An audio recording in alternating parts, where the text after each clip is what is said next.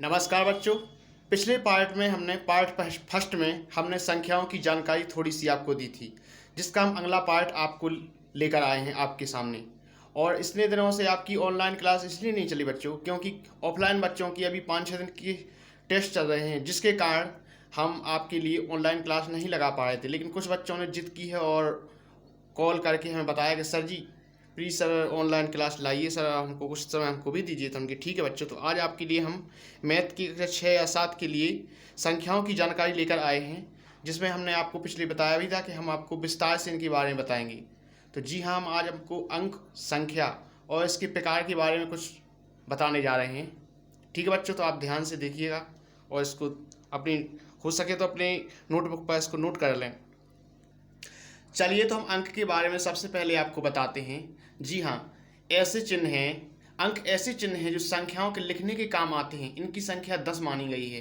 ठीक है, पहले हम इनको 1 से लेकर लगातार 9 तक गिनते हैं, फिर आगे संख्या नहीं बन रही थी। ठीक है, तब इसमें 0 को भी शामिल कर लिया था। ठीक है, और फिर इसके बाद हम इसको आगे की संख्याएं, जी हाँ दोस्तों, ये बात बिल्कुल सही है कि शून्य का आविष्कार भारत में ही हुआ है। ठीक है, ठीक है बच्चों, तो चलिए हम आपको आगे बताते हैं संख्या। संख्या किसे कहती हैं और इसके प्रकार।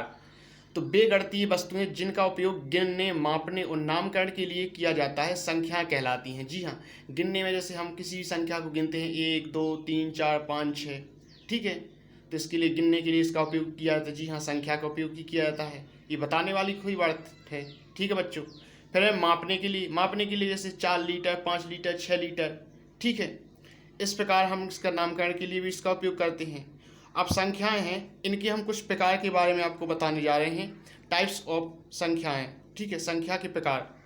तो देखिए, संख्याएं प्राकृतिक संख्याएं भी होती हैं, पूर्ण संख्याएं, सम संख्याएं, विषम संख्याएं, भाज्य संख्याएं, अभाज्य संख्याएं, पूर्णांक संख्याएं, परिमेय संख्याएं, अपरिमेय संख्याएं, और भी कुछ होती हैं जिनको विस्तार से आपको बताएंगे। जी हाँ दोस्तों, तो देखिए बच्चों, यहाँ पर हम सबसे पहले लेते हैं प्राकृतिक संख्याएं।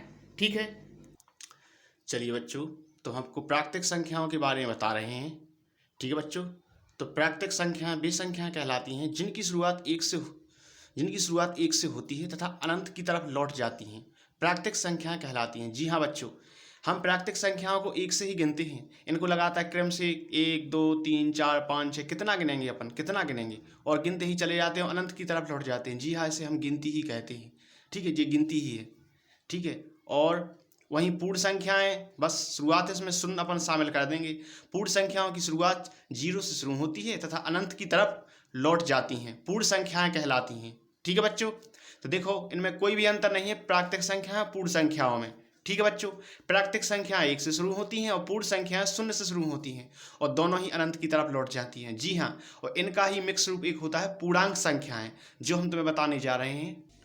ठीक है बच्चों, और हम इसके लिए आपको आगे से बताने जा रहे हैं और इसके बाद पूर्णांक संख्याओं के बारे में बताने जा रहे हैं।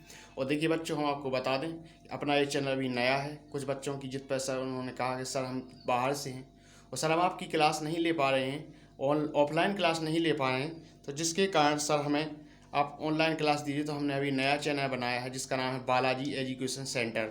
ठीक है, तो ज़्यादा से ज़्यादा मात्रा में इस यूट्यूब चैनल को आप लोग सब्सक्राइब करें, शेयर करें और लाइक करें, और बच्चों को इसके बारे में भेजें, जानकारी बताएं।